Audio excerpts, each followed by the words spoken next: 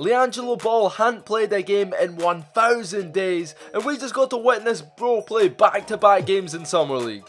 We are more spoiled than we realise right now, and I can't wait to get on here, break down Jello's performance and all the things we learned from bro today in Summer League. Real quick to those new around here, if at any point you find yourselves entertained and or informed, be sure to click that big red button, subscribe to the channel, hit the notification bell to never miss any of the updates. We see Liangelo rewriting the narratives about himself on the court, so it's our job to use this platform to speak where the truth is and let the masses know the real. All you gotta do is like the video, the algorithm gonna take care of the rest, and put this video out there to the public. Now, yesterday, just 24 hours ago, Liangelo had every Ball family supporter tearing up with pride. That guy proved so many people right and made a hell of a statement in the process. Rev was in the arena telling me it was like watching the prime Golden State Warriors. Yeah, you hear some cheers if Barbosa or Barnes knock down a three, but it means that little bit more to fans when it's Steph Curry making that same shot. It's something about the fan favourite succeeding that just makes it that little bit more special. And in the Blazers game, Liangelo was Steph Curry, not in terms of basketball ability, more so in terms of the response he was getting from fans compared to other players. After the game, everyone was excited. People came into that arena with a dated perception of who Liangelo Ball was as a basketball player and left the arena with a completely new one. They was acting like he was a damn Make-A-Wish kid getting this opportunity out of sympathy, and he showed that he had some real game and surprised a whole lot of people. And he got vouchers from coaches and teammates. James Bouknight been there a little over a week and is already moving like the franchise player. And for some reason, I don't have a problem with it. Especially if he's backing our guy, because he told the media that Jello got to be out there on the floor more. I was happy for him. I think he should be out there more. I'm with him in practice every day. We talk, we cool. He a cool dude. He played well out there. From what I've heard is them two are actually really good friends. So that's another solid vouch for Jello to have, along with his already strong relationship with Miles and Melo already. It was Coach Dutch too, even he was saying that he didn't want to pull him out the game because he was too hot. Anybody can have one game. Now let's see, hey, can you do it again? Because now he just put himself on the scouting report. The Kings, they had 3 Kings coaches watching, now they're saying don't let this guy shoot.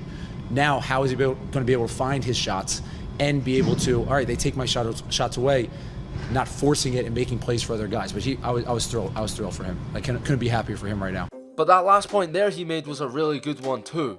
Bear in mind, Jello Ball hasn't played a game in 3 years, which means there was no data or scouting report on him. And for those that say everyone knows he can shoot, you'd be surprised about how many people don't. And I'm here to tell you that them crusty ass old Summer League coaches didn't know Jello could shoot. And that's why he was open and cooking.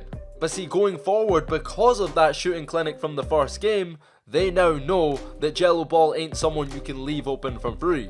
You have to respect his range. And I was saying that it's going to be really telling to see how Jello can respond to that. Because as we learned this second game against Sacramento, we can't take them open looks for granted. Because today, it wasn't as simple as Jello just waiting for the open three and knocking them down. Those opportunities never came. Primarily because the Hornets guards couldn't take care of the damn basketball. They was turning it over every other possession. 22 total turnovers for the team. Grant Riller, James Bouknight and DJ Carton combining for 13 of them. I saw people on social saying that Jello was getting frozen out. I just think the other players were petrified handling the ball.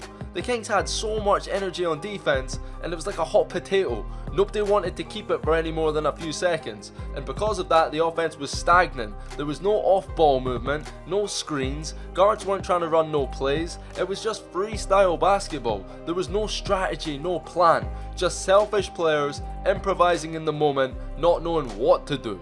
Correct me if I'm wrong, I think Jello went into halftime with 0 points, and bro really wasn't involved in the game at all offensively. I saw people clowning him in the comments and I was like, bro, he's taking 1 shot. I know you're used to watching Lonzo and LaMelo, but Jello's got a different role. He isn't the point guard on this team. His job is to knock down open shots. He wasn't getting no open shots, so Jello can't do his job of making open shots because his point guard wasn't doing his job, which is to create open shots. You know what I'm saying? Trust and believe I wouldn't be sat here making excuses for Jello had he been getting good shots and missing them, but that wasn't the case. If anything, I commend Jello for not getting frustrated and resorting to forcing up shots. Instead, Jello was patient and realised no one was going to create nothing for him, so what he did was create it for himself. He got the ball and decided, right, I'm going to score. Came off a screen and hit a big three off the dribble at the top of the key. Now that was a huge shot right there because, again, we talked about counter moves. Teams now respect Jello as an outside shooter. They're going to lock up on him and deny him those good looks. What we needed to see is if Jello, without those open looks, could still find ways to score, and more importantly, positively impact the game. He did just that by playing hard, crashing the boards, and playing surprisingly good defense. Like, I don't know if you man believe in plus minus and all of that, but Jello was the only one on the Hornets team to have a positive plus minus. He also had 5 rebounds. Now that can be misleading, but these weren't no Russell Westbrook stat pad and uncontested boards. Nah, Jello had more offensive rebounds than he did defensive rebounds. He even missed a corner 3, followed his own shot, grabbed his own offensive rebound and made a Melo-like floater.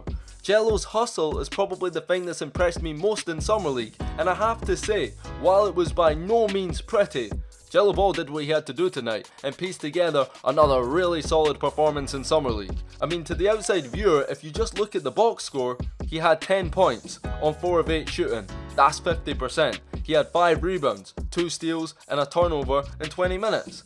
I mean, think about it. 10 points and 5 boards is elite production off the bench. The fact he can piece together a productive performance, get some stats, despite having such limited touches and opportunities, just makes his case even more compelling.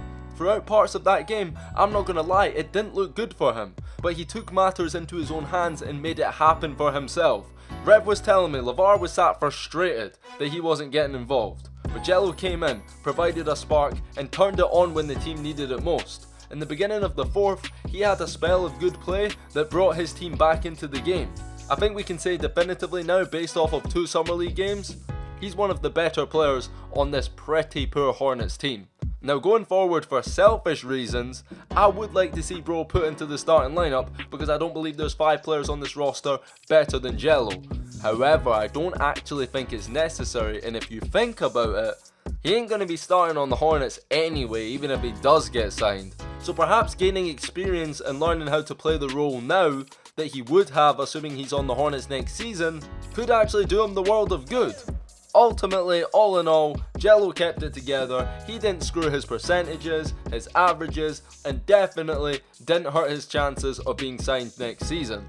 By the way, prior to the game, we tweeted out that Jello was going to play more minutes. He had 20 this game compared to 16 last game, and despite the injury to Scotty Lewis, Kolboka, he looked nice tonight with 13 points. It was a rough night for James Bouknight too. Somewhat redeemed himself at the end, but I really hope to see better from him next game.